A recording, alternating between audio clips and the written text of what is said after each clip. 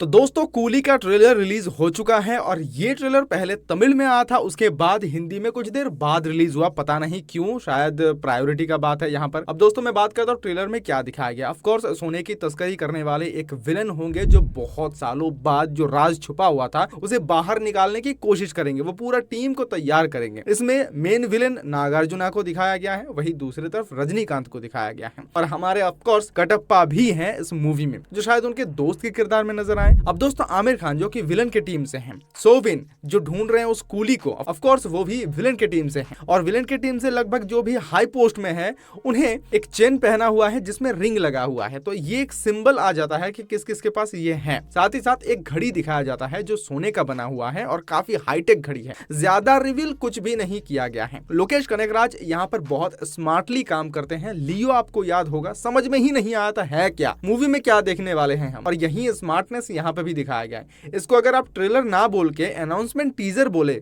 या फिर announcement trailer बोले तो वो सही रहेगा। हर एक कैरेक्टर को इंट्रोड्यूस कराया गया है। फोटो तो इतने दिनों से हम देख ही रहे थे, अब उनका वीडियो भी हमने देखा, कुछ ट्रेलर का पार्ट भी देखा। मैं एक बात कहूंगा, एक डिसअपॉइंट हुआ थोड़ा बहुत कि बाकी जितने भी स्टार कास्ट को ठीक जिस तरीके से दिखाया, रजनीकांत सर को भी ठीक उसी तरीके से दिखाया। जी हाँ, उनके नाम को अलग तरीके से दिखाने के अलावा कुछ और था ही नहीं। और ज्यादा ग्रैंड लेवल में दिखा सकते थे, एंट्री हो या फिर फाइटिंग सीन हो या फिर उनका आंखों का जो लुक होता है ना वो ही काफी होता है। तो उसको और ज्यादा इम्प्रोवाइज करके, मुझे पता नहीं, हो सकता है कि उनका जो कैरेक्टर कूली नाम से जाना जा रहा है इसीलिए शायद ये थोड़ा नॉर्मल रखा गया है। आमिर खान का जो किरदार है वो काफी बढ़िया तरीके से दिखाया गया। मतलब इतना क्रेजी बंदा, इसे गोली मार रहा है, धक धक धक धक धक। उनके पास वुल्फ है बहुत सारा। एक बात कहूंगा कि पूरे चीजों को खिचड़ी बना के दिया गया है कि स्टोरी हम समझने देंगे ही नहीं क्या होने वाला है। श्रुति हसन का जो पार्ट है वो थोड़ा समझ में आता है कि उनके एक पापा थे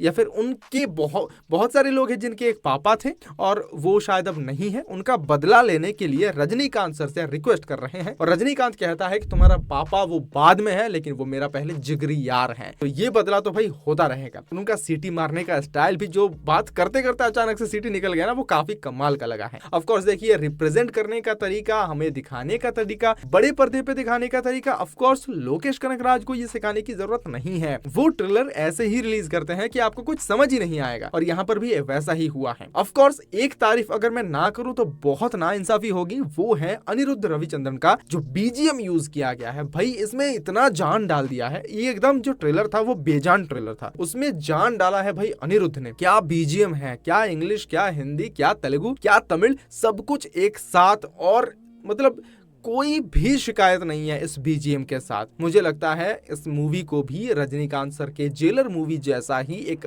धमाकेदार बीजीएम मिलेगा और वो एक लेवल और ऊपर लेकर जाएगा। आपको पता ही होगा कि ये भी एक यूनिवर्स का हिस्सा होने वाला है। लोकीवर्स जो बन रहा है, उधर हमारे कमल हसन सर है, उसके बाद लियो हुआ और फिर दिल्ली तो है ही। तो ये सब कुछ मिलाकर एक बहुत बड़ा यूनिवर्स बन रहा है जहां पर कूली यूनिवर्स में अब रजनीकांत सर दिखाई देने वाले हैं जो सोने के तस्करी को रोकने वाले हैं। उधर रोलेक्स बैठा है भाई, वो कुछ अलग ही करने वाले हैं। बाकी दोस्तों ट्रेलर मुझे अच्छा लगा, बहुत प्रॉमिसिंग इसलिए लगा क्योंकि वो दिखाते ही नहीं है, तो पता है मुझे कि कुछ रिवील नहीं करेंगे। अब इंतजार है 14 अगस्त का, कैसा क्या सब कुछ होगा वो हमें पता चलेगा धीरे धीरे। लेकिन तब तक आप बताइए कि आपको ट्रेलर कैसा लगा, सबसे बेस्ट पार्ट कौन सा लगा और आप कौन सी मूवी देखने जाएंगे, वॉर 2 या फिर कूली या फिर बोथ।